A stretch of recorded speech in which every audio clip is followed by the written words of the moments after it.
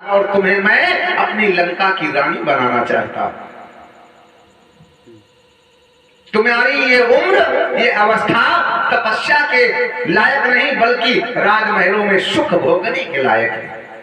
रावण की बातों को सुनकर वेदवती ने कहा कि ऐ दुष्टात्मा, तुम अपने आप को बलवान कह रहे हो, अपने आप को ज्ञानी कह रहे हो, तुम्हें लज्जा नहीं आती, तुम्हें शर्म नहीं आती।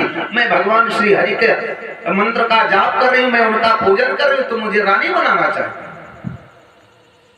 रावण जी महाराज कहा कि अगर तुम मेरा कहा नहीं मानोगी तो मैं जबरन तुम्हें ले जाऊंगा, क्योंकि मेरा नाम ही रावण है और रावण का मतलब घमंड।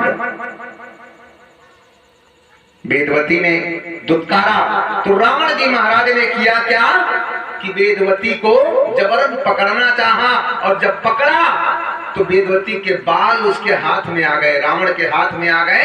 वेदवती ने अपने हाथ को मारा और उसके बाल कट गए और उसने योगा अग्नि में कूद कर हवन कुंड में अपने आप को जला दिया।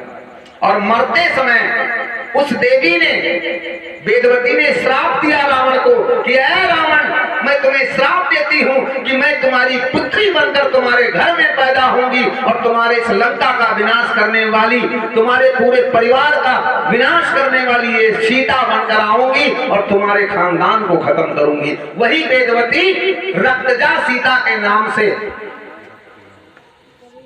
जनकपुर में जन्म लेती है। 3 सीताओं का अंश था एक सीता में।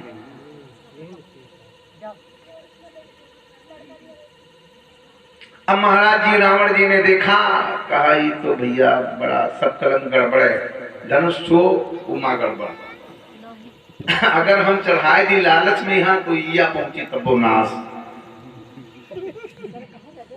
सब में तो गड़बड़ है, तो करूं क्या करूं। बुद्धि से विवेक से काम लेना चाहिए। देखो ज्ञानी जो होता है बुद्धि विवेक से शील होता है, वो बुद्धि विवेक से चलेगा। उसने तुरंत राम जी महाराज के विषय में पूछा। राम जी को भी पहचान गए रावण जी महाराज की, ये तो स्वयं साक्षात नारायण के अवतार हैं। मन ही मन से राम जी को प्रणाम किया कि हे प्रभु, धन्य हुआ मैं, तो यहाँ नहीं आता तो आपके बाल स्वरूप के दर्शन भी नहीं होते मुझे।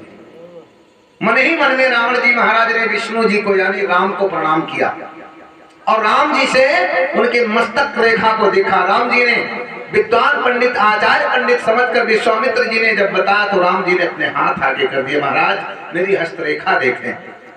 रावण जी महाराज ने कहा, प्रभु आप राजा हैं और राजा होकर एक ब्राह्मण के आगे हाथ फैला रहे हैं।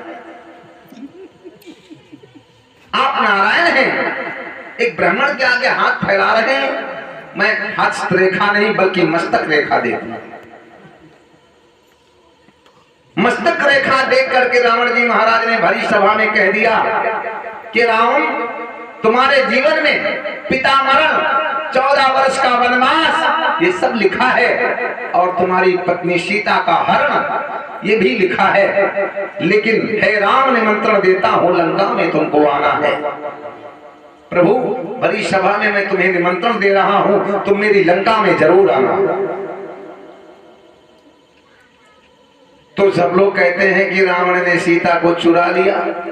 अच्छा एक बात बताओ, जब भरी सभा में पति पत्नी दोनों को निमंत्रण दे दिया रावण ने, तो चोरी कहां रह गया भैया? कौन कहता है कि सीता को चुरा ले गया रावण?